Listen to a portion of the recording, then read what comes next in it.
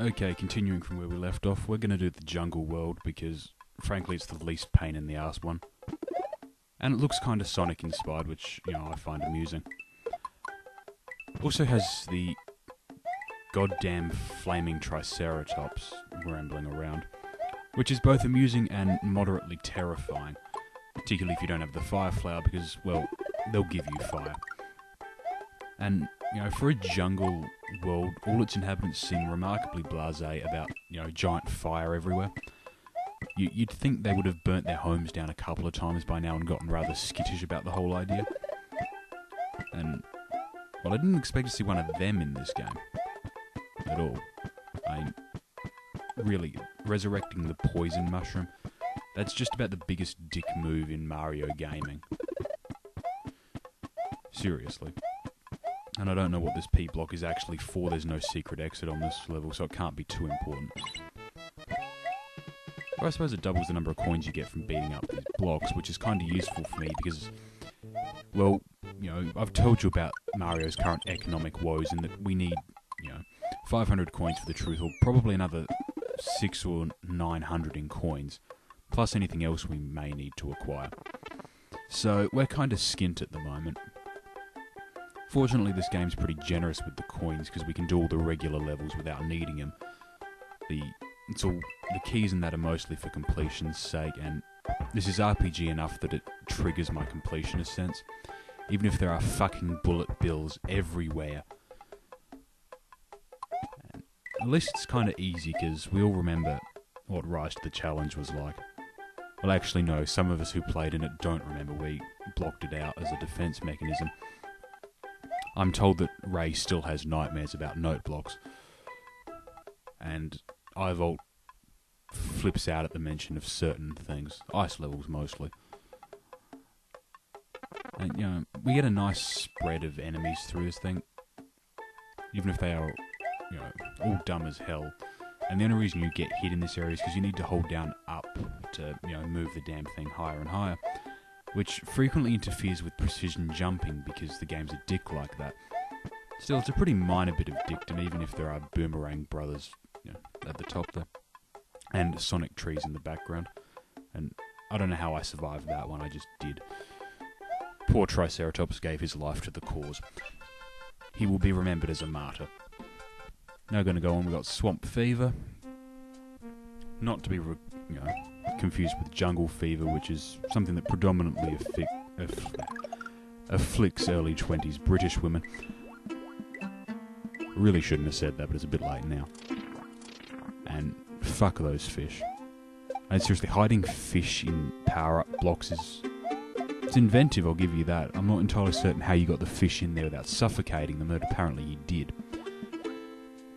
And the giant battering ram thing makes a return. Good to know that the classics are still alive and kicking in this troubled world. More enemies. It's kind of odd because at the moment I'm more fixated in drowning Goombas than anything else, which is, I'm sure you'll agree, a noble life goal. And kind of feeling odd about just how much in the way of Super Mario 2, the US version, not the Lost Levels, has actually made it into this game.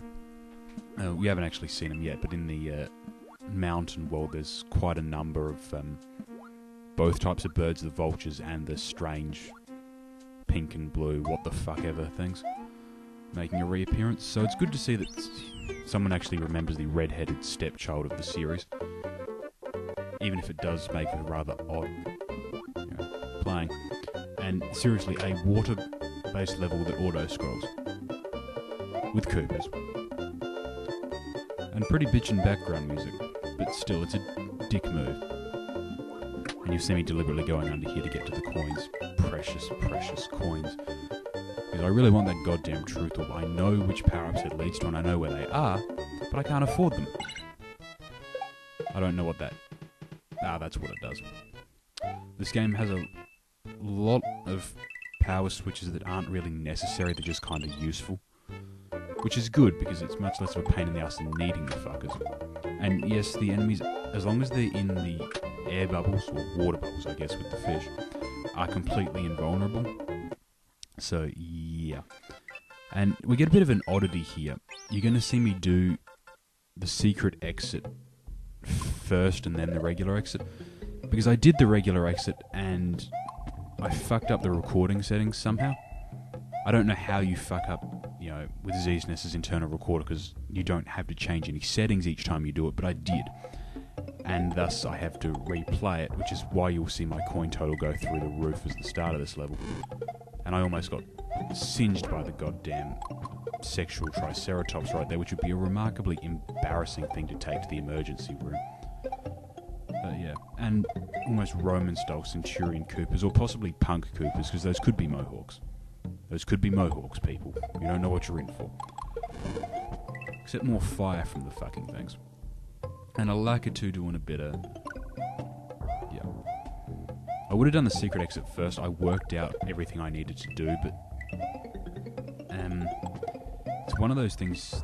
It gives you a power-up block, and you'll see later on, that looks like it could be used to go 2 different areas, and it can be.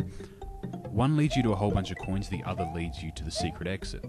Or to the stuff you need to get the secret exit, which is Lakitu's Cloud. Find both of them, yeah. However, obviously you can only use it once, and the time it takes is such that you can't do both. So you've got to kind of make a leap of faith as to which one leads where you want. I picked wrong and subsequently had to replay the level. Of course, you don't get to see that because I fucked up the recording. This is becoming something of a running theme. Gotta admit, I love the backgrounds in this stage, they're incredible. You know, honestly, I don't think there was this level of graphic quality in the first, you know, the original Super Mario World. And this is, yeah, you see the coin tricks up there. That takes you to a lot of coins, but it doesn't take you to the stuff you need for the secret exit. We need to float on down underneath everything, go across, grab Lakitu's Cloud, wait for Mario to deflate. And I'm seriously beginning to think there was an inflation fetishist on the design team for the Mario games. It's the only thing that makes sense. Insofar as anything in the Mario games makes sense. We've all heard my rambling propaganda about Mario being, you know, communist drug propaganda. And I think having propaganda about propaganda is starting to get a little bit meta for my tastes. Although all he is really missing is a hammer and sickle. We all know Bowser is a stand-in for the Tsar. Mario is, you know, a hero of the oppressed people, a la Lenin. Though admittedly, I don't think we're ever likely to see a game entitled Super Lenin Brothers.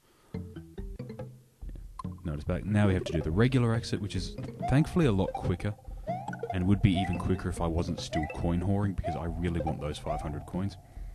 Really want those 500 coins. And now I know how Ebenezer Scrooge felt. They're my coins, damn it. Are there no poorhouses, no workhouses? Well, apparently not, and it's a good thing for Mario, because if there were, he'd be in them already. I will brook no delays in getting that damn orb. Largely because, as I've, you know, elaborated on repeatedly, it's required for too many of the damn optional extras, which I'm chasing because I'm a fucking idiot. And, you know, ask any RPG gamer, they will tell you they have a completionist streak in them. And it's the same with me in anything pseudo-RPG-ish. Full RPGs are too long for me to do that, but this is about the right length. And anyway, we're going to play Mexican or Spanish bullfighter with the charging chuck there, because we can. And we're going to get the P block, and we're going to float up with our flatulence, and we're just going to drift lazily across underneath the Koopas, which is never a good place to be. They don't really have a lot of discipline. I'm going to wait for this damn thing to wear off. Hit another power-up that we don't actually intend to use because we've already got it and this game doesn't let you store them. Drop down and drift across over the fucking nip-nips. And no, I wasn't intending to insult any Japanese people right there. I may have. When I first did this level, I actually missed the vines were there. I tried to bounce across over the columns. It worked, but it wasn't much fun. And we'll be back as soon as I get around to the next video.